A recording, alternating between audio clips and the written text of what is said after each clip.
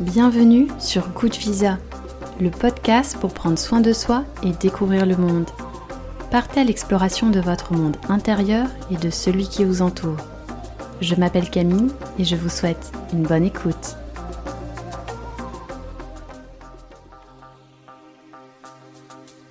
Le goût de l'évasion à l'ombre des cerisiers.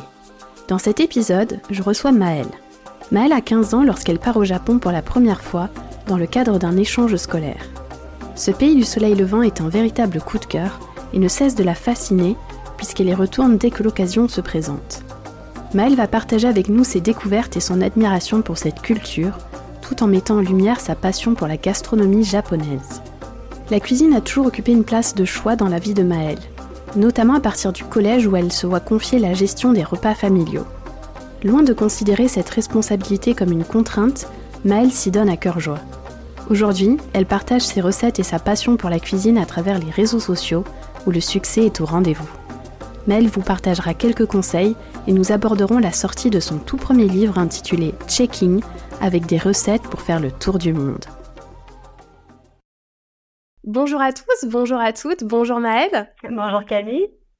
Bienvenue sur le podcast et encore merci d'avoir accepté mon invitation. Donc avant qu'on se lance dans le vif du sujet, est-ce que tu pourrais te présenter en quelques mots pour celles et ceux qui ne te connaissent pas encore ? Ouais, alors je m'appelle Maëlle. Je suis sur les réseaux, alors principalement sur Instagram sous le nom de Yumi House. Et je suis créatrice de contenu et je fais des recettes un peu pour tous les jours, mais c'est vrai que j'en fais pas mal autour des recettes du monde. Je fais beaucoup de recettes asiatiques et notamment japonaises parce que gros coup de cœur sur la cuisine et sur le pays. Donc voilà, je fais des vidéos, je fais des photos, je partage un peu mon quotidien culinaire sur les réseaux. Super. Et donc, comme je l'explique à chaque fois, comment on s'est retrouvés là, c'est assez drôle parce qu'en fait, je cherchais à faire un épisode sur la cuisine depuis un petit moment et j'en ai parlé à un ancien collègue qui est devenu un ami et il m'a dit « Non, mais je sais quel compte il faut que tu ramènes sur le podcast ». Donc, j'ai découvert ton compte grâce à lui et j'ai rapidement saisi justement cette passion pour l'Asie, cette passion pour le Japon. Je me suis dit « Bon, ben voilà, on a de quoi faire un super épisode ». Et donc, j'ai découvert aussi, on va en parler, ton livre de cuisine que tu as sorti récemment. Donc, ça, on garde ça pour la deuxième partie de l'épisode. Et je suis ravie qu'on aborde le Japon, parce que là, on a commencé sur le podcast, donc Good Visa, le podcast pour prendre soin de soi et découvrir le monde, à aborder un petit peu plus les pays asiatiques. Donc là, le bal est lancé et c'est vrai que je rêve de visiter ce pays un jour. Et je suis très contente aussi d'aborder ce pays parce qu'en fait, une de mes meilleures amies vit au Japon. Et donc, trop bien. Ouais, j'ai envie de lui dédier cet épisode parce qu'en plus, elle traverse une phase de la vie un petit peu compliquée en ce moment, donc je pense fort à elle. Et on refera de toute façon un autre épisode aussi sur le Japon parce qu'il y a tellement de choses à dire sur le Japon. Il y a tellement, c'est intéressant aussi de croiser un peu les ressentis de chacun. Exactement, c'est exactement ça l'idée. Donc le Japon, comment ça se fait que ça soit un aussi gros coup de cœur pour toi ce pays ? Est-ce que tu peux nous raconter ? Oui, bien sûr. Le Japon, c'est vraiment, il y a vraiment un lien très fort avec ce pays. Alors, tout a commencé quand j'avais 15 ans. Parce qu'en fait, alors moi, j'ai grandi en Ardèche de base.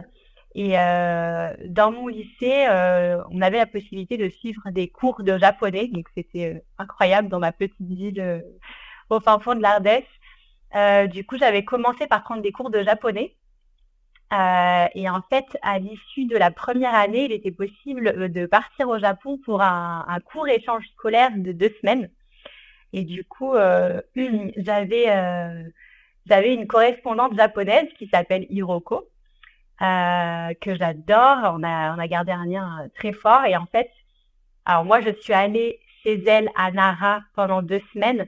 Je suis allée à l'école avec elle dans son lycée. J'ai été logée par sa famille. Elle m'a vraiment fait découvrir son quotidien. C'est incroyable. Et puis j'avais que 15 ans, quoi. Donc j'étais émerveillée. Et la deuxième année d'études de japonais, c'est elle qui est venue chez moi en Ardèche pendant 2 semaines. elle est venue dans mon lycée, etc. Et enfin, c'était incroyable. Enfin, j'en garde des super souvenirs. Et en fait, tout est parti de là. Et en fait, plus le temps passait, plus je grandissais, j'avais qu'une seule envie, c'était d'y retourner parce que j'étais allée uniquement 2 semaines. J'ai été très jeune. J'avais envie de découvrir ce merveilleux pays, quoi. Et ensuite, alors j'avais fait un BTS commerce international. Et à l'issue de la première année, il était possible de faire un stage de commerce de 3 mois. Et il fallait absolument le faire à l'étranger. Donc moi, j'avais qu'une seule envie, c'était de retourner au Japon. J'avais 18 ans. Et là, c'était l'enfer pour trouver un stage parce que il fallait envoyer des mails à des entreprises d'import-export. Alors moi, ce que j'ai fait, c'est que je suis allée à l'époque, je suis allée sur Google Maps. Tu sais, j'ai tapé société import-export Tokyo et j'ai envoyé plus de 100 candidatures et il y en a qu'une seule qui m'a répondu, mais c'était positif. Et du coup, j'ai eu la chance, voilà, de repartir 3 mois pour faire un stage de commerce à 18 ans. Et puis ensuite, j'y suis retournée 2 fois en vacances par la suite. Mon dernier voyage date du mois d'octobre 2023. Ah oui, donc tout récent, tu viens Ouais, juste... tout récent. Tout récent, j'ai emmené ma mère et mes petits frères pour découvrir ce pays parce que ils y avaient jamais été finalement. Et ils ont adoré. Enfin, c'était incroyable.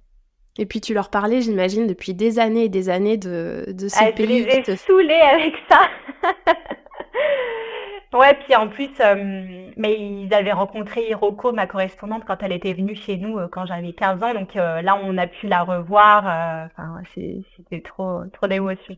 C'est génial que tu aies eu cette expérience. Je me permets de faire un petit rapprochement avec la mienne aussi, puisque quand j'étais au lycée, j'ai commencé à étudier le chinois et j'ai eu la possibilité aussi de faire un échange scolaire, c'était à Singapour, avec une correspondante. Donc j'ai été dans sa famille et elle est venue aussi Trop bien. dans ma famille. Donc je trouve ça trop drôle, ce petit point commun. C'est incroyable parce que c'est tellement rare ce genre de moment et puis tu vis vraiment avec des locaux, tu vis vraiment le quotidien d'un japonais ou d'un chinois. Enfin, il n'y a pas de meilleure expérience, je trouve, que de faire un échange comme ça.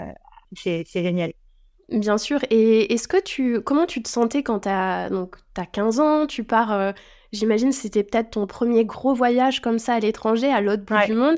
Même ta famille, est-ce qu'ils étaient sereins de te laisser partir comme ça à l'autre Ah, bout du monde? pas trop parce qu'en fait, je sais pas si c'était pareil de ton côté, mais quand j'étais au collège, il y avait un échange. Enfin, c'était pas un échange, mais il y avait un voyage à Londres. C'était fait sur une semaine, je crois. Et ma mère ne m'avait pas laissé partir parce qu'elle avait trop peur. Et en fait, j'étais la seule de la classe à pas être partie en Angleterre. Ça m'avait tellement attristée que en fait, je lui ai tellement rabassé que quand il y a eu l'opportunité de partir au Japon, je lui disais à ma mère, attends maman, tu vas pas laisser partir à Londres au collège. Là, vraiment, c'est mon rêve. Et puis, je pense qu'elle a vu que c'était très bien cadré. On était partis avec 2 professeurs.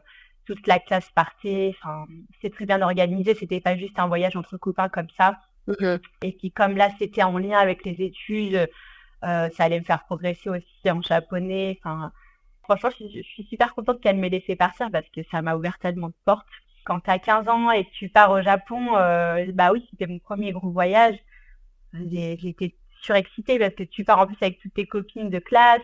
Tu vas dans un lycée japonais, mais ça, c'était trop drôle parce que en fait, déjà, ils sont tous en uniforme. Ils voient arriver une bande d'Européennes sans uniforme, qui parlent pas la langue, etc. Enfin, je me rappelle, quand on est arrivé dans le lycée, à la sortie du bus, il y avait tous les Japonais qui sortaient de la fenêtre et qui nous faisaient coucou. Enfin, on avait l'impression d'être des stars, quand même. C'était trop drôle. Et ils étaient tellement accueillants. Enfin, même s'il y avait la barrière de la langue, on réussissait quand même à communiquer et franchement, c'était incroyable. C'est fou. Et justement, en parlant de la langue, donc à ce moment-là, tu avais seulement, j'imagine, quelques bases vu que tu venais juste de commencer l'apprentissage de cette langue. C'est Et ça. vous parliez peut-être un petit peu japonais ou est-ce que vous parliez anglais? Mais enfin, si je me rappelle bien, à 15 ans, pareil, on commence à peine à parler Ouais, anglais. c'est ça. Bah, en fait, oui, alors on avait des notions de japonais parce que ça faisait uniquement un an d'apprentissage. Nos correspondants japonais, eux, en parallèle, ils apprenaient le français. Mais pareil, ils avaient des petites bases. Ils ne parlaient pas trop anglais, ni eux, ni nous, et on essaie de communiquer avec des petits bouts de français, des petits bouts de japonais, des petits bouts d'anglais. C'était pas évident, mais on réussissait à se faire comprendre, hein, franchement, même encore aujourd'hui, parce que quand j'y suis retournée là en octobre, j'ai revu ma correspondante Hiroko. Elle parle pas du tout français, enfin elle connaît 2 mots. Du coup, on communiquait sur Google Traduction, tu vois, et on a passé toute une journée ensemble comme ça s'est très bien passé. Génial. Et justement ça sur la barrière de la langue, on peut peut-être se faire cette image: «Oh là là, le Japon, je vais pas comprendre pour me déplacer en centre-ville», pour, Ouais, c'est vrai. les auditeurs, auditrices qui se disent, enfin qui se diront, j'espère, à la fin de l'épisode: «Je veux découvrir le Japon». Est-ce que, tu peux nous expliquer comment ça se passe, la communication au quotidien au Japon? Est-ce que toi, justement, avec les notions que tu arrives à te débrouiller? Comment ça se passait? Alors, honnêtement, moi, les bases que j'ai en japonais m'ont énormément aidée, surtout pour acheter à manger, parce que tu vois, tout est écrit. Alors, il y a 3 alphabets, hein, en japonais. Il y a les hiragana, c'est les caractères japonais. Il y a les katakana, c'est les caractères qui sont utilisés pour les mots étrangers, du style hamburger, tu vois, ou les prénoms européens. Et il y a les kanji, c'est les caractères chinois que tu dois certainement connaître, qui sont beaucoup plus compliqués, qui vont regrouper plusieurs hiragana. Enfin, c'est très très complexe. Et moi, je sais que ça m'aidait vachement, surtout pour les aliments, pour, pour savoir des choses que je mange pas, ou etc. Ça m'aidait vachement là-dessus. Et c'est pas forcément traduit en anglais. En revanche, par exemple, dans le métro, tout est très bien expliqué. Alors oui, c'est écrit en japonais, mais c'est aussi écrit en anglais. Et par contre, pour communiquer avec des Japonais, alors là, c'est quitte au double. C'est soit tu tombes sur une personne qui parle anglais, et là, tu as trop eu de la chance sur ta journée, soit tu tombes sur un Japonais, soit qui parle pas anglais, soit qui est intimidé et qui a peur de te décevoir et qui va être hyper gêné, qui va sourire, mais il va être hyper gêné de pas pouvoir t'aider et ça va le mettre mal à l'aise. Donc c'est vraiment qui tout double, mais même, enfin, pour rassurer un peu les auditeurs, même si on parle pas japonais, on peut tout à fait se débrouiller. Moi, mes petits frères et ma mère parlent pas un mot d'anglais ou de japonais. Ils se sont très bien débrouillés grâce à Google Traduction. Enfin, tout est très bien fait aujourd'hui pour se déplacer sans souci. C'est vrai que maintenant on a plein d'outils, je me rappelle, moi, à l'époque, j'étais avec mon petit guide, on n'avait pas encore, Bah, c'est ça, Google, moi aussi. toi aussi, oui, tu as connu Ouais. ça? Et justement, juste pour terminer sur la langue, parce que, tu as bien résumé comment était construite la langue, japonaise. Dans mes recherches, et je sais que, mes amis m'en parlaient souvent, il y a des expressions qu'on a en japonais, mais qu'on va pas avoir dans n'importe quelle autre langue. Par exemple, l'expression, je sais pas si tu la connais, tsundoku, ça désigne en fait acheter des livres et ne jamais les lire. Ah, tu vois, je la connais pas du tout, celle-ci. Et je trouve ça excellent qu'ils aient trouvé des mots que personne d'autre n'a réussi à trouver. Mais Ouais. pour revenir sur justement ton expérience quand tu es partie là-bas, est-ce que tu te rappelles tes premières impressions quand voilà, tu as 15 ans, tu débarques au Japon et tu as tout ce nouveau monde qui vient à toi? Est-ce que tu as encore des souvenirs de ça? Ce qui m'a marqué en premier, c'était la propreté des yeux. En fait, enfin, vraiment, le métro, le train, enfin, tout est propre. Tu peux te balader sur les quais, il y aura pas un chewing-gum par terre. Quelque chose d'autre qui m'avait marqué aussi en premier, c'est que les gens font vraiment la queue devant le métro. Il y a personne qui vient passer devant. Enfin, en fait, ils sont très très respectueux et ça m'avait vraiment marqué. Je m'étais dit waouh, mais où est-ce qu'on est là? C'est génial ce pays. Enfin, c'est fou. Et aussi, ce qui m'avait vraiment émerveillée, c'était forcément les arcades de jeux vidéo, etc. Parce que t'as des lumières partout, t'as des jeux partout, c'est ouvert toute la nuit. Tout le monde, en fait, avait l'air de s'amuser tout le temps. Enfin, et je sais pas, ça m'avait mis des étoiles dans les yeux. J'adore. Et c'est vrai qu'on voit passer beaucoup d'images de ces arcades. J'ai vu dans un de tes vlogs que tu montrais, vous êtes aussi allé au Pokémon Center. Ouais, Incroyable, parce que bon, ça c'est fou. Pokémon, c'est toute une génération qui est concernée par les Pokémon. Donc c'est vrai de se retrouver à l'origine, je crois que ça date de même avant les années 2000. Enfin, et pourtant, c'est toujours aussi présent. Ouais, ça continue et ça c'est clair. En fait, t'as l'impression que qu'au Japon, tout est possible en fait, tout existe, même les trucs les plus fous, les plus farfelus, ça va exister. Ils ont pas peur d'être qui ils veulent être quoi. Enfin, ça dépasse un peu la réalité et c'est vrai que ça fait du bien de s'évader un peu dans ce sens-là. Et quand tu nous parlais des arcades, est-ce que vous avez fait, comme on voit dans des fois certains films, ou même sur les réseaux, pour danser, tu sais, où tu mets un pas devant, un pas sur le côté? Ouais, ça je l'ai fait. Je l'ai fait, c'était hyper dur. C'est impressionnant parce que enfin, moi, j'y suis allée, j'ai essayé, j'ai fait du mieux que j'ai pu, mais je me suis quand même amusée. T'as des Japonais qui passent toute leur journée et qui sont là, mais avec un niveau, mais c'est impressionnant, hein. Ça se voit qu'ils y passent vraiment beaucoup de leur temps perso. Mmh. Et ça me fait penser aussi, on parle Pokémon, on parle arcade, mais le Japon, on pense aussi au manga. Personnellement, je suis pas une grande consommatrice de manga, mais je sais que dans l'audience, il y en a beaucoup. Est-ce que, que ça soit toi ou tes frères, vous étiez attirés par ce milieu-là? Est-ce que tu l'as beaucoup ressenti, avec les figurines et ainsi de suite, là-bas? Ah bah complètement, parce que oui, moi du coup, j'ai grandi avec deux frères. On a grandi avec les jeux vidéo, avec les mangas. Ça nous a poussé aussi à vouloir aller visiter le Japon parce que c'est quand même bah, à l'origine des mangas. Et c'est vrai que quand on y est allé là en octobre, mais on n'avait qu'une seule envie, c'était d'acheter toutes les figurines possibles. Enfin, t'as un quartier qui s'appelle Akihabara et c'est un peu le quartier des geeks. T'as des immeubles immenses et à chaque étage, t'as des figurines, toutes plus rares les unes que les autres. Enfin, c'est des choses qu'en fait on n'a pas chez nous. Et du coup, t'as un peu l'impression de retourner dans l'enfance parce que t'as les jeux, t'as les figurines, t'as des bibliothèques énormes avec tous les mangas. Enfin, t'as parce que oui, on a fait le Pokémon Store, mais on a aussi fait une boutique spécialement dédiée à One Piece. Et en fait, c'est une boutique immense dédiée à One Piece. Donc là, t'as envie de tout acheter, t'as toutes les figurines, t'as tous les t-shirts, enfin, t'as tout ce qu'il faut. Et c'est vrai qu'on était comme des dingues, on avait envie de tout acheter. J'imagine très bien. Et d'ailleurs, je ne sais pas si tu le savais, mais en fait, les mangas, ça remonte, dès le XIIe siècle. C'est là qu'on trouve les premiers mangas. C'est vraiment ancré dans leur culture. Et justement, j'aime bien faire toujours un petit point historique quand même pour rappeler les grandes lignes du Japon, parce qu'on pense forcément aux empereurs, les shoguns qui étaient donc ces chefs militaires, les samouraïs. Et en fait, à la fin du 19e siècle, pardon, c'est vraiment un tournant majeur, parce qu'après une longue période d'isolement, le Japon décide de s'ouvrir au monde. Donc c'est là que ça va beaucoup changer pour ce pays. Et ensuite, on connaît forcément toute la période autour de la Seconde Guerre mondiale, avec en décembre 1941, c'était l'attaque surprise sur la base navale de Pearl Harbor à Hawaï. Et c'est là que ça a entraîné l'entrée des États-Unis dans cette guerre.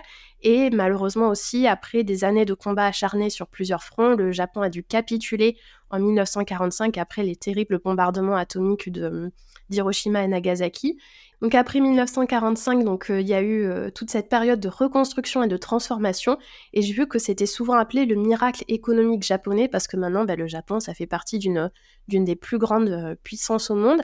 Et est-ce que tu as pu ressentir peut-être cet héritage historique, je sais pas, par exemple, est-ce que tu as été à Hiroshima ou Nagasaki? Est-ce que je sais pas si c'est des villes qui sont très touristiques ou pas, ou est-ce que ils en parlent peut-être de leur histoire, ou c'est un peu comme nous en France, on ne parle pas forcément tous les jours de notre histoire dans le pays?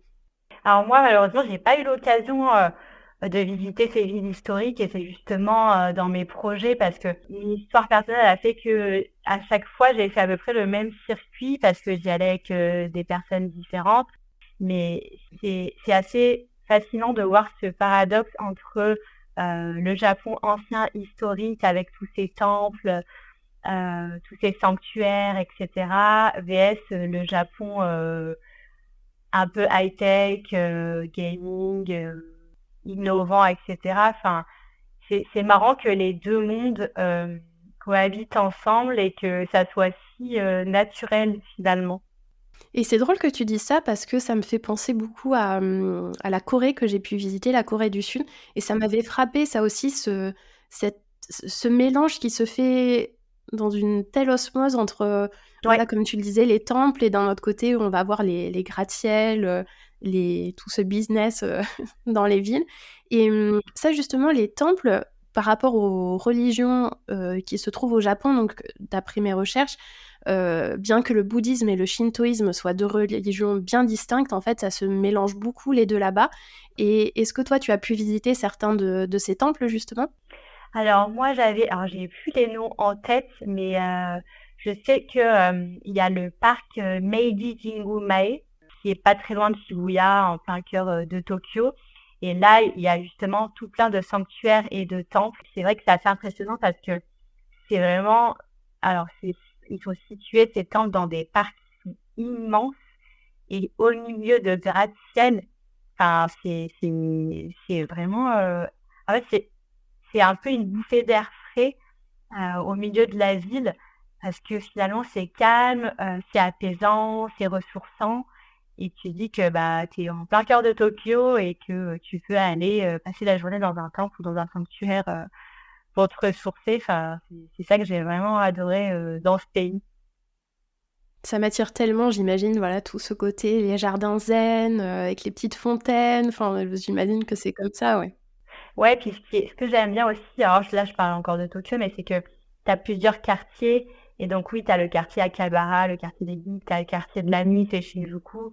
Mais tu as oui, ce parc avec les sanctuaires dont je t'ai parlé à Meiji Jingu-mae. Et tu as aussi le quartier de Asakusa. Et en fait, c'est le quartier historique et traditionnel de Tokyo. Et là aussi, tu trouves plein de temples. C'est là où tu peux acheter tous tes souvenirs traditionnels, etc. Et c'est ça que j'aime bien dans cette ville, c'est que bah, tu as plusieurs quartiers et si tu veux être au calme, être ressourcé, bah, tu sais où aller. Si tu as envie de bouger ou de sortir, pareil. Enfin, c'est très bien segmenté finalement. Et justement, en parlant de Tokyo, ça me fait penser à donc cette population, parce que j'ai vu dans mes recherches que, par exemple, le carrefour de Shibuya, qui est très connu, il y a 2,4 millions de piétons par jour. Waouh, C'est vrai que toute c'est énorme. cette densité de population, mais c'est d'ailleurs en termes de densité, c'est 2 fois plus, important qu'en France parce qu'ils sont plus de, en 2023, ils étaient plus de 124 millions au Japon et il y a 2 tiers des personnes qui vivent dans les villes. Est-ce que tu l'as ressenti ça, ce brassement de population, assez intense? Ouais. Ouais, ouais. Alors déjà, moi, je viens d'Ardèche, donc je suis pas trop habituée à la foule. Là, je suis en région parisienne, donc je me suis habituée, mais ça n'a rien à voir avec Tokyo. Enfin, en fait, ce qui est marrant, c'est que il y a tout le temps énormément de monde, mais personne ne se bouscule. Tu vois, par exemple, tu parlais du passage piéton à Shibuya, où je sais pas combien il y a de passages piétons sur ce point central, mais tout le monde réussit à traverser sans se bousculer. Enfin, c'est, c'est impressionnant. C'est fluide et respectueux, en fait. C'est hyper fluide, hyper respectueux. Sur les trottoirs, personne ne se bouscule. Donc, en fait, oui, il y a du monde, mais c'est tellement bien, comment dire, tellement bien organisé. Tout le monde est tellement si respectueux que finalement, ça dérange pas tant que ça. Tu te dis, ah ouais, il y a du monde, mais c'est pas si oppressant que ça. Et c'est intéressant que tu rementionnes ce respect parce que de ce que j'ai cru comprendre depuis des années, voilà, quand je m'intéresse un peu au Japon, vraiment ne serait-ce que déjà dans leur façon de saluer, où ils s'inclinent devant la personne, est-ce que ça aussi tu l'as beaucoup ressenti, cette notion de respect dans tes différents voyages? Alors oui, et alors il y a beaucoup de respect, c'est sûr, mais je t'avoue que parfois c'est un peu trop. Je peux te donner quelques exemples. Alors bon, déjà dans les magasins, quand tu rentres dans un magasin, ils vont tous, ils vont tous, comment on appelle ça, se courber. vont tous se courber par respect et te dire bienvenue. Bienvenue, ils vont dire irashaimase. Et à chaque fois, ils vont dire, à chaque personne qui va rentrer dans la boutique, ils vont s'incliner et ils vont dire bienvenue. Et en fait, finalement, ils le font toute la journée. Et bah, je sais pas comment expliquer ça, mais je trouve que ça fait un peu beaucoup pour eux. Une fois, j'étais partie me prendre un matcha latte dans un café. Et en fait, on avait compté avec mon frère, la personne qui s'était occupée de moi, la vendeuse, avait dit 15 fois merci. 15 fois en, je sais pas, 5 minutes. Et en fait, ils sont tellement dans le respect que ça devient, je pense, un automatisme. Et en fait, il y a le paradoxe avec la France parce que bah, en France, déjà, si on te dit merci, t'as de la chance. Mais au Japon, on te dit un peu trop parfois. Donc, t'es un peu gêné de voir qu'il y a autant de respect parce qu'il y a vraiment ce paradoxe avec la France. Et c'est drôle parce que ça me fait penser à donc cette amie qui vit au Japon, on l'a vue récemment en France. Et un jour, on traverse une route, donc nous, on fait vaguement signe de la main pour remercier l'automobiliste de s'être arrêté. Et elle, qui est pourtant française, elle a eu le réflexe aussi de se courber un peu pour, voilà, en signe pour dire merci. Et elle s'est reprise, elle s'est dit « Oula, je suis devenue trop japonaise », tellement elle est habituée à cette forme de respect qui fait ensuite partie de notre quotidien. Et ça me fait aussi le lien pour le respect envers les personnes âgées, parce que le Japon, ils ont le plus haut pourcentage de personnes âgées au monde, avec 29% des habitants qui ont plus de 65 ans. Pour comparatif, en France, on n'en a que 20%, entre guillemets. Et ce qui m'a choquée dans mes recherches, c'est que j'ai vu que 25% des personnes âgées travaillent encore au Japon. Pour comparatif, en Corée, c'est encore plus parce qu'il y a 36%. Et en France, à ton avis, on est à combien de pourcents ? Des personnes âgées qui travaillent encore ? Ouais. Alors, tu m'as dit que la Corée, c'était combien ? La Corée, 36%, le Japon, 25%. Ben, on doit être à moins de 20%, peut-être à 15%. 3,9%. 3,9%. Oh mon Dieu. Alors, ce podcast n'est pas pour lancer le débat sur la retraite, mais c'est vrai que quand j'ai vu ces données, je me suis dit, c'est impressionnant parce qu'en plus, c'est vraiment tout un... Comment dire ? Ça devient une problématique, en fait, le vieillissement de cette population, parce qu'il y a un taux de naissance qui est très faible, une forte espérance de vie, donc pour tout ce qui va être justement les retraites, dans l'insuffisance de la main-d'œuvre, les problèmes pour les soins médicaux, ça devient vraiment un challenge. Et je le mettrai dans les infos pour le podcast. J'ai récemment vu un reportage que je te recommande d'ailleurs, ça s'appelle Le péril jeune. C'est Martin Veil qui fait ça. Donc ça s'appelle les reportages de Martin Veil. C'est un replay sur, donc je crois que maintenant on appelle ça TF1+. Ça a été diffusé sur TMC et ils en parlent beaucoup justement du vieillissement de cette population. Donc je veux pas trop vous spoiler, mais ça parle justement mais voilà, ces personnes âgées qui avaient arrêté de travailler et qui se remettent à travailler parce que elles n'ont pas trop le choix. Et en même temps, certaines ont encore la santé, donc elles se disent pourquoi je vais m'arrêter de travailler, j'aime mon travail, tout se passe bien. Et ça crée vraiment des disparités avec ces jeunes qui justement ont du mal à trouver leur place, et le reportage aborde ça. Et dernière petite donnée infographique, on va dire, pour les naissances aussi, en France, on a 65% des naissances qui sont faites hors mariage, et au Japon, il y a seulement 3% des naissances qui sont hors mariage, donc c'est vraiment toute une autre mentalité. Et ça, je pense que quand je ferai le deuxième podcast sur le Japon avec mon amie qui vit là-bas, elle pourra rentrer dans les détails de toutes ces différences de mentalité où on est vraiment littéralement aussi à des milliers de kilomètres. Mais je me permets de rebondir sur les personnes âgées justement au Japon qui travaillent pendant longtemps. Alors, il faut savoir que c'est pas une surprise. Premièrement, elles ont une très bonne santé parce que l'alimentation japonaise est très saine. En fait, ils ont des rituels qui leur permettent d'avoir une bonne santé. Par exemple, quand moi, j'étais en stage de commerce, tous les matins, il y avait 10 minutes d'étirement avant de commencer la journée. En France, Excellent. on n'a pas ça, tu vois. Ils mangent beaucoup de poissons crus, ils boivent beaucoup de thé. Ils sont très axés sur la santé. Donc déjà, c'est le premier point. Et le deuxième point qui m'avait marqué au Japon aussi, c'est que n'importe quel travail va être extrêmement bien fait. Et ça, je le vois par rapport à la France. Je sais pas, qu'est-ce que je pourrais te donner comme exemple. Enfin, déjà, tous les emballages sont parfaitement emballés. Tu vas jamais tomber sur quelqu'un de désagréable à la boulangerie. Je dis ça parce que ça m'est arrivé la dernière fois, mais tu vas aller faire tes courses, les caissiers sont tous super gentils, ils veulent tous t'aider. En fait, il n'y a pas de, il n'y a pas de mauvais job au Japon. Chaque petite tâche est faite avec beaucoup de précision et beaucoup de professionnalisme. Enfin, il n'y a pas un boulot, que ce soit pour faire le ménage, même ramasser des poubelles ou je sais pas. En fait, tous les jobs qui sont mal vus chez nous sont super bien faits à l'étranger parce que à l'étranger au Japon, parce qu'ils y mettent vraiment tout leur cœur et du coup, enfin, je sais pas trop comment m'exprimer là-dessus, mais même des agents de sécurité ou des agents dans le métro, enfin, ils vont tous faire leur boulot du mieux qu'ils peuvent. Enfin, enfin, ça leur tient vraiment à cœur de faire respecter ça.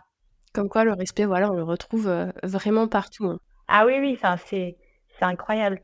Et justement, là, tu as abordé, rapidement tout à l'heure aussi la gastronomie. Ça Oui. forcément, on ne pouvait pas ne parler du Japon sans parler de Ah gastronomie. oui, ça c'est sûr. Ça, c'était puis en plus, ça nous fera la transition pour la deuxième partie après, parce que j'avais préparé plein d'éléments sur le Japon, mais je vois que le temps passe et j'aimerais bien faire, des podcasts de 4 heures, mais bon, on va éviter. Mais voilà, encore une fois pour, dire qu'on reparlera du Japon. C'est un pays qui me passionne et il me tarde de le découvrir. Donc, en termes de gastronomie, on pense, Japon, on pense tout de suite sushi et je tenais à éclaircir quand même un petit point et puis tu me corrigeras si je me trompe parce que des fois on me dit: «Ouais, moi je veux des sushis», mais en fait, il y a plusieurs types de sushis. Il y a donc les sushis, les nigiri sushi, donc c'est la boule de riz recouverte d'une tranche de poisson. Ensuite, on va avoir les maki, où là, c'est vraiment des poissons, enfin, pardon, du poisson ou des légumes entourés d'une feuille d'algue. Et ensuite, on a les sashimi, où là, c'est vraiment juste la tranche de poisson cru. Et toi, justement, au Japon, est-ce que tu as pu manger beaucoup de sushis? Parce que des fois, on se dit, bon, ben, on va manger exactement le même type de nourriture japonaise qu'on trouve en France qu'au Japon. Mais j'avais cru comprendre qu'au final, il n'y a pas tant de sushis que ça au Japon. Est-ce que c'est vrai? Alors c'est totalement vrai. Alors moi, c'est vrai que ce qui m'agace un peu en France, c'est que quand, alors pas tout le monde, mais quand on pense à la cuisine japonaise, on pense au sushi. Et les sushis français, c'est les makis avec de la vache qui rit dedans et du saumon. C'est pas du tout ça. C'est pas du tout ça. Et c'est vrai que c'est assez difficile finalement en France de tomber sur des vrais sushis japonais parce que on tombe habituellement sur des réseaux où c'est écrit restaurant japonais, mais c'est pas du tout ça. Pour répondre à ta question, au Japon, j'en ai pas trouvé tant que ça, hein, des restaurants de sushi. Alors bien sûr, il y en a, mais c'est pas du tout les plats que tu vas retrouver le plus au quotidien. Il y a tellement plus à voir. Alors, juste pour rester sur les sushis aussi, la sauce soja sucrée, ça n'existe pas au Japon. Ça, c'est une invention occidentale et ça n'existe pas là-bas. Donc, je sais qu'à chaque fois que certaines personnes vont au Japon, elles cherchent la sauce soja sucrée, mais ça n'existe pas. Je ne savais pas, c'est Ouais. incroyable. Et ensuite, il y a les ramen. Voilà, il y a les ramen. Alors, les ramen, ça c'est. Alors, pour ceux qui ont regardé Naruto, c'est juste. C'est indispensable d'aller déguster un bon gros bol de ramen au Japon. Et ce qui est cool, c'est que bah, des ramen, par contre, il y en a vraiment à chaque coin de rue. Mmh. Et souvent, c'est au comptoir avec le chef qui est derrière et tu peux totalement y aller et puis manger ton bol tout seul. Enfin, c'est normal là-bas. Enfin, je sais que je l'ai fait plusieurs fois et ça me dérangeait pas. Alors qu'en France, c'est pas quelque chose que je ferais, tu vois, aller manger au resto toute seule mon bol de ramen. Et ce qui est sympa aussi là-bas, c'est qu'ils ont des bornes pour les ramen. Tu mets ta petite caisse, tu choisis ce que tu veux. Par contre, là, c'est vrai qu'il faut quand même avoir des petites bases parce qu'en général, dans ces petits restos, ils parlent pas très bien, même pas du tout anglais. Et donc, tu commandes à ton petit ticket, tu le donnes au chef et puis il te prépare ton bol en 5 minutes. Enfin, c'est génial. Mais sinon, il y a les okonomiyaki. Je sais pas si tu connais, mais c'est des espèces de grosses crêpes de légumes c'est préparé un peu sur une plancha avec des œufs, puis ils te mettent de la sauce un peu sucrée, ils te mettent de la mayo, enfin ils te mettent plein de trucs. Il y a les takoyaki, c'est des boules de pancakes avec du poulpe à l'intérieur. Alors ça fait pas rêver comme ça, mais c'est vraiment délicieux. Après, tu as les tempura, c'est tout ce qui est les légumes frits dans de la pâte. Ça, c'est juste incroyable. T'as les yakisoba. Enfin, t'as tellement de choses au Japon. Enfin, Qu'est-ce que c'est déjà les yakisoba? les yakisoba, c'est des nouilles sautées avec une petite sauce un peu style barbecue, mais c'est vraiment délicieux. Oui, parce qu'il faut faire la différence. On parlait tout à l'heure des ramen. Petite précision, les ramen, c'est donc ces nouilles servies dans un bouillon avec souvent un petit peu de viande. Et udon, ça aussi, c'est autre chose. C'est des Ouais, nouilles plus épaisses. plus épaisse, c'est ça. Mais est-ce qu'elles sont servies dans un bouillon aussi? Ou pas forcément? Alors, ça dépend, mais en général, c'est quand même servi dans un petit bouillon avec des tempura dessus. D'accord. Il est midi, ça donne faim tout ça. Ah ouais, là, en plus, c'est l'heure de manger.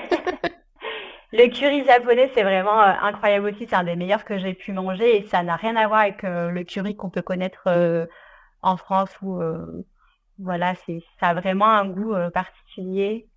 Le tonkatsu? Oui, le tonkatsu, c'est du porc frit. Ça, c'est pas mal. Et ce qui est sympa aussi, c'est que les desserts au Japon, ils n'ont rien à voir avec ceux en France. Ils vont tout le temps mettre de la pâte de haricots rouges ou du matcha ou de la poudre de soja. Enfin, quand j'y étais avec ma mère et mes frères, à chaque fois, alors eux, ils restaient sur les basiques, les desserts à la vanille, au chocolat. Et ils me disaient, mais toi, t'es trop bizarre à manger des haricots rouges en dessert. T'avais pas peur de t'aventurer. Ah non, non, j'adore. Franchement, j'adore ça. Et justement, j'ai vu dans tes vidéos de vlog, et je mettrai le lien sur ton compte parce que ça fait rêver justement tous ces desserts que tu as essayés. J'ai cru comprendre un petit faible pour les glaces aussi. Ouais. Ben, en fait, les glaces au Japon, c'est vraiment des glaces que tu retrouves pas ici. J'en ai mangé à la patate douce, au sésame noir. Bon, ça se développe quand même pas mal en France depuis un certain temps.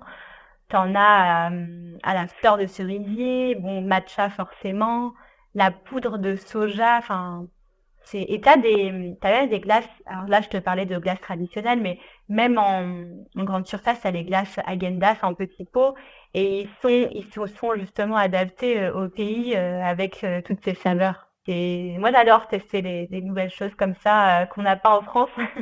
C'est sûr qu'aux haricots rouges, je pense qu'il va falloir qu'on attende un petit peu avant d'avoir ça en France. Et tu Ouais, parlais de matcha, pour revenir sur ça. Donc, c'est une poudre de thé vert moulu. Donc, c'est originaire du Japon. Il y avait un peu un débat à un moment si ça venait de Chine ou pas. En ouais, fait, le théier a vu le jour en Chine. Et en fait, la plante de thé matcha, elle a été importée au Japon par un maître zen. Donc, je trouvais ça ok. drôle de retracer l'origine. Et j'ai vu ça dans tes vlogs et même dans des reportages, le matcha, on le voit partout.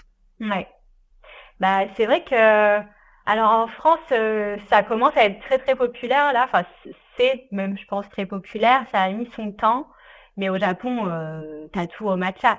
J'ai visité d'ailleurs une ville au Japon qui s'appelle Uji, et en fait, c'est la ville originaire du thé matcha. Et là-bas, ce qui m'a étonnée, c'est qu'en fait, tu pouvais même trouver des plats salés au matcha. Donc, tu vois, une idée du curry vert au matcha. Ils faisaient les nouilles udon dont tu parlais, elles étaient vertes, ils les faisaient au matcha. Ils faisaient même de la bière au matcha. Enfin, c'était trop drôle de voir ça parce qu'on a l'habitude de le voir sous forme de thé ou de dessert, mais pas forcément sous forme de salé. Donc oui, c'est vrai qu'il y en a partout là-bas parce que c'est le côté bien-être, c'est le côté santé. Oui, parce que c'est plein de bienfaits pour la santé, c'est antioxydant. Enfin, là aussi, on pourrait faire Exactement. un podcast, je pense, là-dessus. Ouais. Mais si toi, tu devais garder ton plat préféré du Japon, ça serait lequel? Ah là, c'est une question difficile. Je dirais un bon bouillon de udon avec des tempura de crevettes. Mais parfait. Hyper réconfortant, c'est simple. Et justement, nous voilà prêtes à partir sur la deuxième partie du podcast avec donc la cuisine, vu qu'on est en plein dedans avec tous ces plats japonais. Donc tu nous l'expliquais au début, donc toi tu fais des recettes sur Instagram, tu es créatrice de contenu là-dessus. Est-ce que tu peux un petit peu nous expliquer comment t'en es arrivée là? On parlera bien sûr après de ton livre, mais qu'est-ce qui t'a poussé à te lancer sur les réseaux pour partager tes recettes? Bien sûr. Alors, en fait, avant de commencer mon premier boulot, j'avais 2 semaines de battement où je m'ennuyais un petit peu. Et en fait, j'ai des copines qui me demandaient régulièrement des idées de repas parce qu'elles en avaient marre de manger toujours la même chose. Et donc moi, je leur donnais des listes par message. Voilà, tu peux faire ça, ça, ça, ça, ça.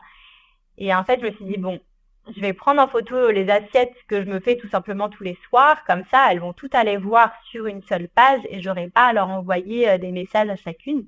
Et donc, j'ai commencé par juste prendre en photo les plats ou les petits déj que je faisais et je postais au quotidien. Et en fait, sur Instagram, hein. Et du coup, je commençais à avoir des questions, je commençais à avoir des abonnés, donc j'y répondais, j'étais trop contente. Et puis ensuite, bah, j'avais des demandes, t'as pas une idée pour une recette avec des champignons ou quelque chose comme ça. Et du coup, ça me plaisait d'innover un peu, de varier mes repas, de les partager, d'avoir des retours, d'améliorer mes recettes, etc. Et en fait, j'ai continué tout simplement. Et finalement, ça s'est développé en activité, chose assez incroyable. Et du coup, j'ai continué depuis. Et là, ça fait bien 4 ans que j'ai ce compte.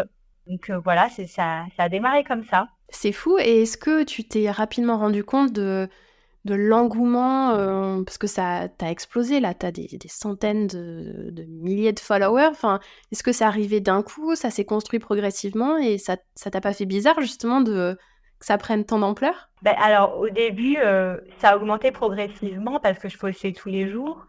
Et à l'époque, c'était le format photo uniquement. Ensuite, il y a les vidéos IGTV qui sont arrivées, puis les réels. Et en fait, les réels, c'est vraiment puissant parce que ça touche beaucoup plus de monde. Et en fait, j'avais fait une vidéo, alors je sais plus c'était laquelle. Il me semble que c'était un fondant au chocolat cœur coulant pistache.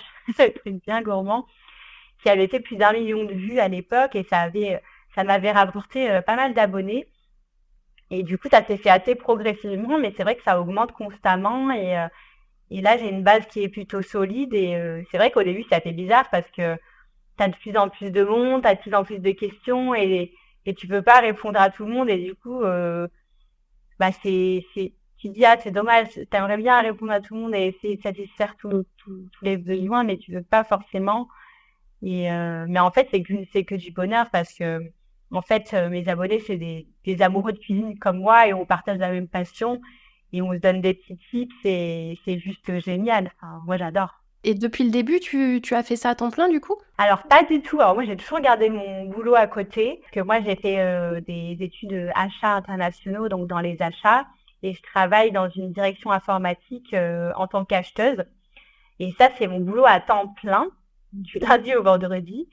Et à côté de ça, donc les week-ends, je tourne mes vidéos parce que il y a la lumière du jour et j'ai plus de temps. Je les édite le soir, je les monte le soir, etc. Et c'est vrai que j'ai gardé cette base à côté parce que les réseaux c'est trop cool et je pourrais vraiment en vivre. Mais déjà c'est éphémère, on sait pas demain comment ça peut se passer. Donc je préfère quand même garder ma petite base à côté. Et j'ai surtout pas envie d'être contrainte à accepter des collaborations pour payer mon loyer, tu vois, par exemple. Chose que je comprendrais, hein, des personnes qui ont que ça. Mais voilà, moi, au moins, j'ai cette liberté d'accepter ce que je veux, de vivre de ça à côté. Mais voilà, je suis pas dépendante des réseaux et ça me va très bien comme ça, même si ça demande beaucoup de travail et d'investissement sur mon temps perso. À qui le dis-tu? Et donc tu en parles dans le début de ton livre, ta relation avec la cuisine, comment ça s'est construit. Est-ce que tu peux nous parler un petit peu de ton parcours, comment est née cette passion? Ouais, bien sûr. En fait, ça s'est fait tout naturellement. Alors moi, j'ai grandi avec une maman seule et 2 petits frères. Et en fait, ma maman elle travaillait beaucoup justement pour subvenir à nos besoins. Elle n'était pas souvent là. Et moi, après l'école, je m'occupais de faire à manger, de faire les courses, de faire les plannings des repas, etc.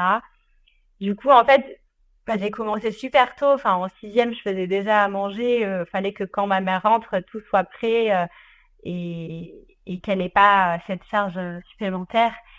Et en fait, du coup, voilà, ça s'est fait naturellement. J'ai toujours cuisiné. Ensuite, au lycée, je n'allais pas forcément à la cantine parce que déjà, c'est un budget. Et puis ensuite, c'est pas toujours bon. On va pas se mentir. Du coup, j'ai toujours préparé mes repas à l'avance. J'ai toujours organisé mes petits tupperwares, etc. Et du coup, oui, ça s'est fait naturellement. Donc, j'ai toujours cuisiné. Même là, aujourd'hui, quand je vais au bureau, je vais pas à la cantine. Je me prépare mes petits tupperwares et je suis tellement contente de manger des yakisoba plutôt que ce qu'il y a à la cantine. Enfin, Mmh. donc voilà. Ouais, j'adore.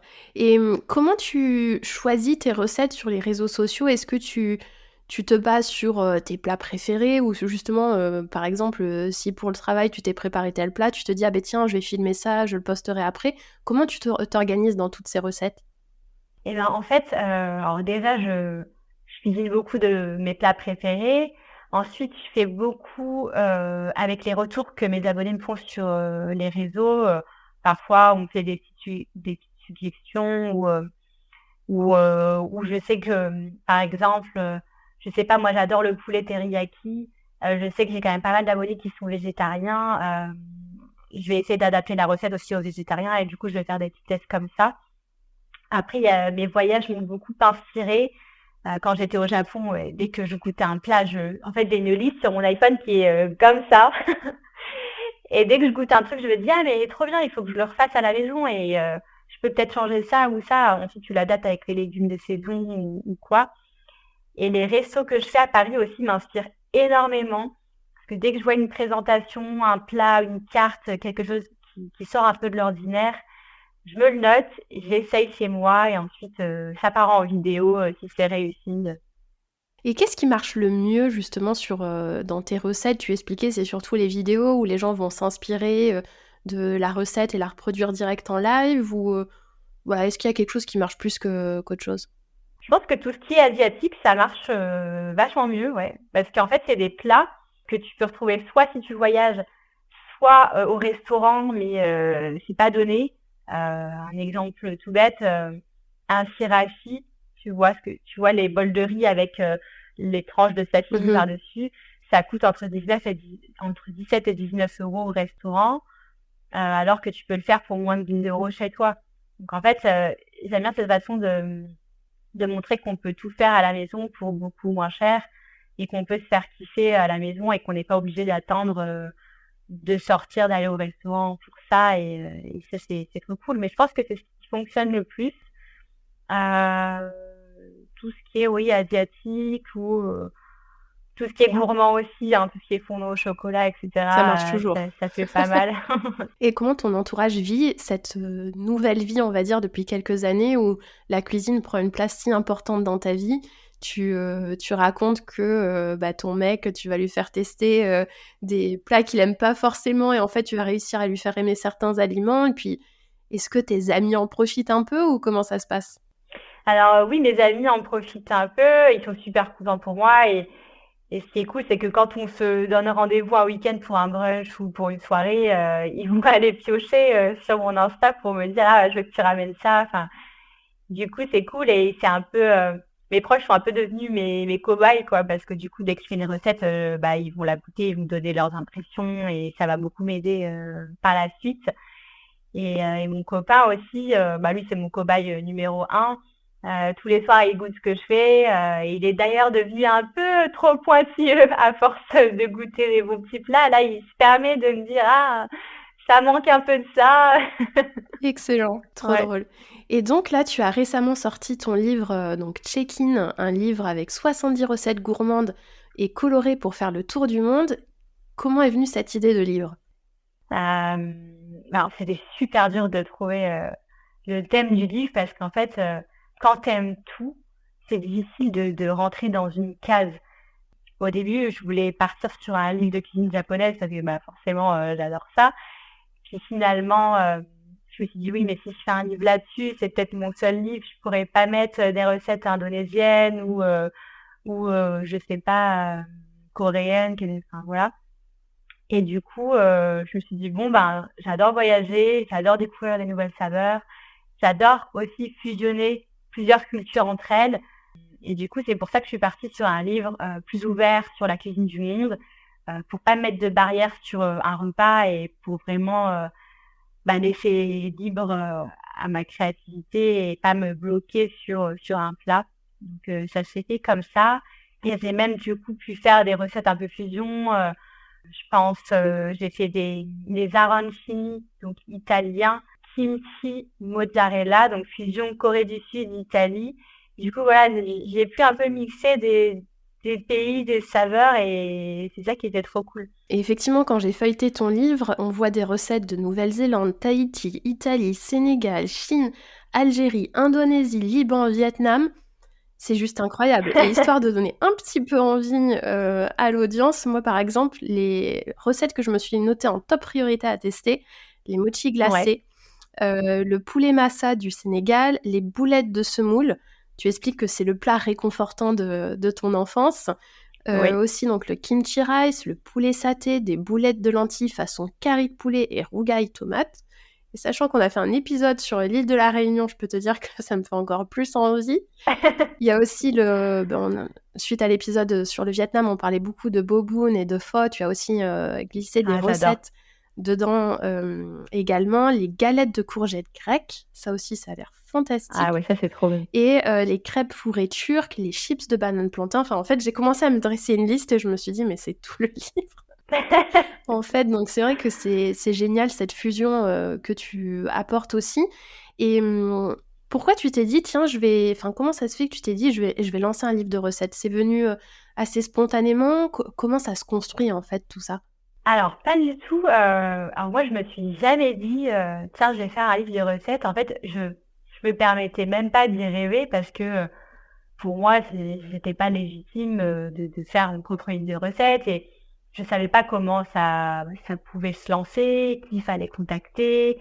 Et pour moi, ça représentait un budget énorme que j'avais pas forcément. Donc, je m'étais jamais vraiment posé la question. À mes débuts sur Insta, j'avais fait un e-book en PDF et ça m'avait pris énormément de temps. Du coup, en fait, j'avais été contactée par plusieurs maisons d'édition, dont Hachette. Et en fait, c'est eux qui m'ont proposé le projet. Et du coup, en fait, comment ça se construit? Bon, déjà, tu choisis ta maison d'édition en fonction des propositions que tu as. Ensuite, il faut déterminer le thème. Donc ça, c'était super compliqué. Ensuite, il faut établir un sommaire. Et là, c'est encore plus compliqué parce que pour te dire, le sommaire que j'avais envoyé à Hachette, il y avait plus de 150 recettes. Et ils m'ont dit, oula, calme-toi. On peut pas faire autant de pages, donc il va falloir que tu rédiges. Donc moi, j'avais rédigé peut-être à 100 recettes et ensuite, c'est ma chef de projet qui a fait le choix parce que c'était impossible pour moi de choisir. Il y a des plats que j'ai pas pu mettre et je suis trop dégoûtée, mais bon, ça fera peut-être l'objet d'un deuxième livre plus tard, hein. Et donc ensuite, voilà, tu as ton sommaire à faire. Une fois qu'il est validé par les équipes d'Hachette, moi, je suis passée à la rédaction. Donc là, c'est la partie la plus longue parce que, en fait, il faut se mettre à la place de quelqu'un qui va cuisiner et qui n'a aucune base. Euh, et il faut que ça soit très clair, très bien expliqué. C'est vraiment pas évident. Par exemple, je sais pas, les temps de cuisson, etc., ça peut varier, donc je les notais pas forcément, mais là, il fallait vraiment bien préciser si c'est à feu doux, à feu fort, la durée. Et ensuite, j'ai eu une équipe avec une photographe culinaire qui s'appelle Anne Bergeron et une styliste culinaire qui s'appelle Ada Deschanel. Et ensuite, on s'est retrouvés dans un studio pendant 8 jours et on a cuisiné 9 recettes par jour. C'était super intense. Et en fait, moi, j'ai cuisiné avec ma styliste culinaire, donc Anna Deschanel, et il y avait Anne Bergeron à côté qui prenait en photo dès que c'était prêt. C'était ouais, super intense. On a beaucoup trop mangé cette semaine-là. J'allais dire, mais qu'est-ce que vous avez C'est- fait de tous ces plats? Est-ce que tu ramenais les Tupperware à ta famille le Bah soir? ouais. bah, le midi, on en mangeait une partie, puis le soir, chacun ramenait à ses proches. Donc, il n'y a pas eu de gaspillage et ça nous a permis justement de voir s'il y avait des recettes à adapter, si c'était vraiment réussi, s'il fallait changer des temps de cuisson ou quoi. Donc, c'était une super expérience. Franchement, je me suis trop éclatée sur cette semaine. Enfin, c'était génial. Et ensuite, bah, tout part à l'imprimerie. Et puis ensuite, le moment où sort le livre, le meilleur moment, un an après. Et ouais, je suis super contente du rendu, du coup. Mais effectivement, ça a l'air de représenter un travail, immense. Je pense à, une amie qui s'appelle Lily Barbery, qui a sorti un livre il y a quelques années qui s'appelle Pimp My Breakfast, où elle sort des recettes, de voilà, des pour le breakfast, pour le petit déjeuner et elle Trop expliquait bien. qu'elle aimerait bien refaire un livre, mais c'est tellement de travail qu'elle a dit: «Non, ça représente vraiment beaucoup trop Ouais. de travail». Bah, je comprends vraiment parce que moi, c'est exactement ce que je me dis. Je me dis, waouh, j'aimerais trop faire une deuxième partie parce que bah, il y a plein de recettes que j'aimerais rajouter. Puis nos goûts, ils évoluent aussi avec le temps. Mais ça demande tellement de boulot. Enfin, chez, il faut avoir de l'énergie, il faut aimer ça parce que c'est un travail immense. Bien Mais sûr. je suis super contente du résultat. Donc, si c'était à refaire, je le referais. Mais j'en ferai pas toute une collection non plus. Et ce que j'aime beaucoup aussi, tu en parles, dans l'introduction et même dans les remerciements et tu en as parlé un petit peu aussi sur les réseaux, que tu étais hyper émue parce que, donc par rapport à ton parcours, tu as été beaucoup influencée par la culture de ta maman, la culture de ta grand-mère aussi et il y a une Ouais. magnifique photo à la fin du livre où vous vous serrez dans les bras, toutes les 3. Genre, j'étais trop émue quand j'ai lu ça parce qu'on comprend bien que voilà, c'est tout un héritage culturel aussi et c'était très important pour toi de le mettre en avant aussi. Ouais, c'est vrai. Mais en fait, oui, mais ma maman et ma grand-mère sont toutes les 2 nées, en Algérie, en Kabylie, à Béjaïa exactement. Et en fait, c'est un peu elles, qui m'ont transmis, cet amour pour la cuisine, parce que, dès qu'on faisait des réunions de famille, voilà, elles cuisinaient toute une journée, et puis, ça se voyait que c'était vraiment une activité qu'elles adoraient faire. Enfin, c'était une passion, c'était vraiment un passe-temps. Et moi, j'adorais les aider et apprendre un petit peu comment elles faisaient. Et du coup, ouais, c'est elles qui m'ont transmis cet amour et que je partage aujourd'hui sur les réseaux. Donc, je trouve ça super beau de le partager en retour. J'aime trop parce que c'est vrai que la cuisine, c'est beaucoup de transmission, il y a beaucoup d'émotions qui sont retranscrits aussi dans les plats et est-ce que, là, on approche un peu la fin du podcast, est-ce que tu aurais des conseils pour, des personnes comme moi, par exemple, qui ne sont pas des, grands ou grandes cuisinières, mais qui aimeraient apprendre? Tu vois, on parlait de l'expression en japonais tout à l'heure d'acheter les livres et de ne pas les faire. Moi, j'ai une Ouais, spécialité, c'est que j'adore les livres de cuisine, j'en achète ouais. en veux-tu en voilà et j'ai toujours du mal à me mettre vraiment, à l'attaque, mais c'est vrai que le tien, ne serait-ce que par toutes ces recettes asiatiques, j'ai vraiment envie de tester aussi ce côté fusion. Est-ce que tu aurais des conseils pour des gens qui, voilà, ont envie de se mettre, à cuisiner, mais ils n'ont pas forcément des talents innés, si je puis dire? Bah, honnêtement, il y a besoin d'aucun talent pour cuisiner. Si je peux le faire, tout le monde peut le faire parce que moi, je n'ai pas de formation culinaire, j'ai pas fait d'école de cuisine ou quoi. Honnêtement, enfin, je saurais pas quoi dire parce que vraiment, il n'y a pas besoin de talent pour cuisiner. Il faut juste, bien sûr qu'il faut suivre une recette, mais il faut aussi s'écouter, savoir adapter. Tu vois, je sais que sur Insta, j'ai beaucoup de personnes qui vont se bloquer sur une recette parce qu'il y a des épinards. Faut vraiment pas hésiter à varier, à adapter en fonction de ses propres goûts et pas de se bloquer sur un seul ingrédient parce qu'il va manquer telle ou telle épice. Enfin, il faut vraiment, en fait, si je pouvais donner un conseil, ce serait de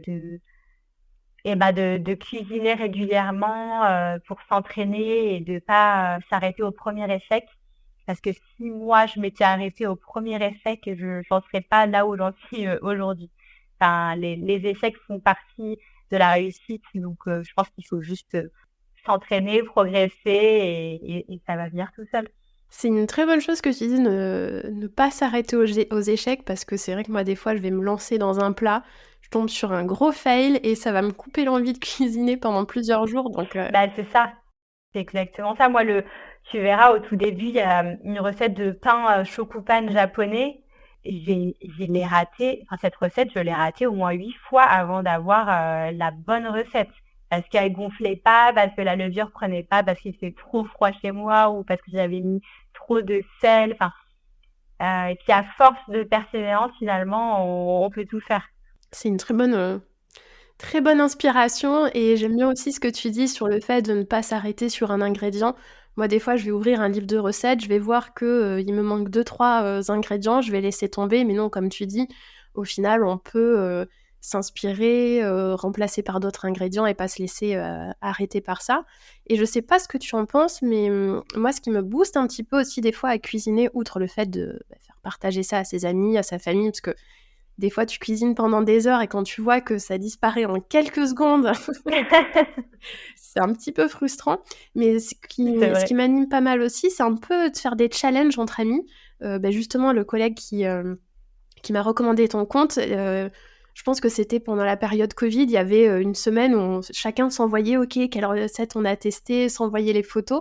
Est-ce que tu as ça aussi parmi tes abonnés où les gens se lancent des challenges pour reproduire ta recette, ils vont peut-être t'envoyer des photos derrière et ainsi de suite? Ouais. Alors moi, ce que j'adore sur Insta, c'est qu'effectivement, dès que je sors une recette, les abonnés qui l'ont testée m'envoient une photo et ça, j'adore parce que ça me fait trop plaisir. Ça arrive aussi que les abonnés réussissent mieux mes propres recettes que moi. Parfois, c'est plus joli, etc. Donc, je les félicite. Et puis, en revanche, il y a aussi le contraire qui se produit, c'est-à-dire une personne qui va rater une recette et ça va me faire trop mal au cœur et je vais essayer de comprendre pourquoi. Et puis, la plupart du temps, c'est parce que il y a eu un temps de cuisson plus long, moins long, pas la même taille de poêle ou de plat, tu vois. Enfin, du coup, on s'aide à progresser mutuellement et ça, c'est trop cool, je trouve. Trop bien. Et comment tu envisages la suite? Donc là, tu nous parlais peut-être un autre livre par la suite. Est-ce que des fois, tu as envie de peut-être faire des formations professionnelles dans la gastronomie? Comment tu envisages la suite? C'est vrai que c'est une bonne question. Alors oui, j'adorerais faire un CAP boulangerie parce que, alors moi, j'adore tout faire. Enfin, j'ai aucun frein sur tout type de cuisine, même les plus compliqués. Mais tout ce qui est boulangerie, je trouve ça tellement technique que j'ai besoin d'apprendre juste pour moi-même, pour mon propre challenge. Tu vois, la pâte feuilletée, les croissants, j'adorais savoir les faire et j'aimerais bien me former là-dessus. Après, c'est juste à titre personnel, hein. Mais sinon, sur le long terme, c'est vrai que j'adorerais ouvrir un café brunch. Alors, il n'y a rien qui est fait encore, mais je sais que c'est dans un coin de ma tête depuis des années. Et justement, c'est un peu les voyages qui m'ont poussé sur cette lancée. Parce qu'à chaque fois que tu vas à l'étranger, tu vois des super cafés brunch, un peu cosy, un Mhm. peu esthétique, avec des plats de dingue. Donc ça, j'aimerais beaucoup lancer un projet comme ça plus tard. Trop bien. C'est tout ce que je te souhaite et je suis sûre qu'il y aurait de quoi se régaler. Et Merci. pour terminer, est-ce que tu as peut-être des chefs qui t'inspirent ou est-ce que tu suis un peu les actualités quand il y a par exemple Top Chef ou des grands cuisiniers? Est-ce que tu as des idoles ou pas forcément? Honnêtement, pas forcément. J'ai pas vraiment d'idole, mais je sais que ce qui m'inspire principalement, c'est vraiment les restos. Vraiment, c'est de voir que tel chef a pu ajouter tel ingrédient dans un plat ou qu'il l'a présenté d'une certaine manière. C'est vraiment plutôt les voyages et les restos, mais je t'avoue qu'il n'y a pas vraiment un chef en particulier qui va m'inspirer au quotidien. Oui, comme tu le disais, c'est le fil conducteur, ça reste vraiment aussi les voyages, cette découverte, cette fusion. Oui, Et c'est pour ça que j'étais aussi tellement contente qu'on fasse cet épisode ensemble, parce qu'on a vraiment le lien entre les deux, entre cette inspiration du Japon et puis ce qu'on retrouve dans tes recettes aussi. Question piège, si tu devais garder une seule recette... voilà. Une seule recette de mon livre. Ouais. Alors, je dirais que ce serait les lasban, c'est les boulettes de semoule de ma grand-mère, parce que ça, c'est vraiment le plat de mon enfance. Et c'est aussi un plat qu'elle nous faisait tout le temps quand on était petits, et que je n'avais jamais appris à faire par moi-même parce que je me disais, bah, de toute façon, dès que je vais aller voir ma grand-mère, elle va me le faire, donc j'ai pas besoin de savoir le faire. Jusqu'au jour où je me suis dit, ma grand-mère sera peut-être pas toujours là, ce serait bien aussi qu'elle m'apprenne à le faire, qu'on ait aussi ce moment privilégié toutes les deux, et puis qu'elle puisse voilà, continuer à exister à travers ce plat. Et du coup, j'ai appris à le faire et c'est vrai que c'est ma plus grande fierté parce que pour moi, c'était un plat irréalisable alors qu'en fait, c'est tout simple. Et elle était d'accord surtout de le partager avec toi? Ah bien sûr, elle était d'accord, elle est trop mignonne ma petite Mémé. Oh, trop chou. Et dis-moi, là, on est encore un petit peu dans la période hivernale, enfin, peut-être que des gens écouteront le podcast plus tard. Est-ce que tu as en tête, tu as, partagé sur les réseaux une recette, d'un petit boost immunitaire que tu te fais, régulièrement? Est-ce que tu pourrais partager la recette avec nous? Oui, c'est vrai que j'avais partagé tu sais, un shot de Oui. gingembre. Alors du coup, c'est une grosse racine de gingembre avec du citron, du miel, un peu de curcuma et une pincée de poivre. Et en fait, je m'en fais toute une bouteille et tous les matins, je me bois un petit shot. Alors ça brûle vraiment toute ta gorge, hein, ça arrache. Mais c'est vrai que ça fait son petit effet et ça fait du bien. Ça permet de commencer la journée de façon plus énergique et de renforcer ses défenses immunitaires surtout.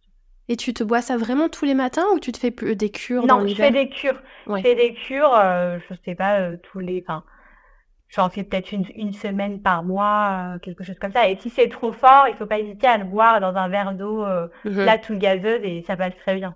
Et je crois que tu précisais avec un extracteur de jus, c'est l'idéal, en fait? Oui, c'est le mieux avec un extracteur, ouais. Ouais. Parce que sinon, il faut tout mixer et puis filtrer avec un tamis. Ça se fait aussi, mais bon, c'est un peu plus compliqué quand même. Ça marche. Je mettrai tout ça sur le compte Instagram, dans le descriptif de l'épisode. Je mettrai bien évidemment le lien, sur ton compte. Donc je sais pas si je le prononce bien, Yumiaous? Oui, c'est ça. Et C'est ça. d'ailleurs, peut-être pour terminer, est-ce Ouais. qu'il y a une raison derrière le choix de ce nom? C'est un peu les pseudos que tu prenais quand tu étais petite et finalement tu n'as jamais changé, les pseudos MSN, Skyblock, tout ça. Alors en fait, Miaous, alors déjà Miaous, c'est le nom d'un Pokémon. Je sais pas si tu vois, c'est le chat de la Team Rocket dans Oui. Pokémon. Et en fait, c'est le nom que mes frères et moi avions donné à notre chat quand on était petits. Donc en fait, j'ai toujours gardé ce Miaous dans tous mes pseudos. Et j'ai juste rajouté le petit Yum pour faire le lien avec la cuisine en mode miam. Et du coup, je l'ai jamais changé. J'adore.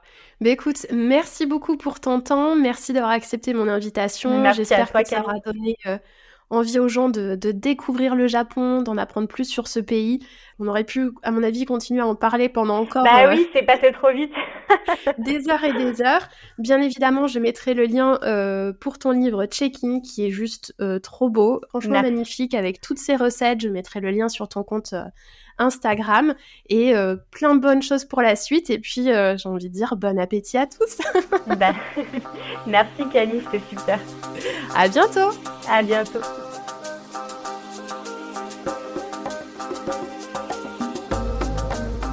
Merci à vous. Merci pour votre écoute. J'espère que cet épisode vous a plu et qu'il vous a permis de vous évader, de voyager, avec des pistes et des idées pour prendre soin de vous. N'hésitez pas à évaluer ce podcast et à le partager. À bientôt.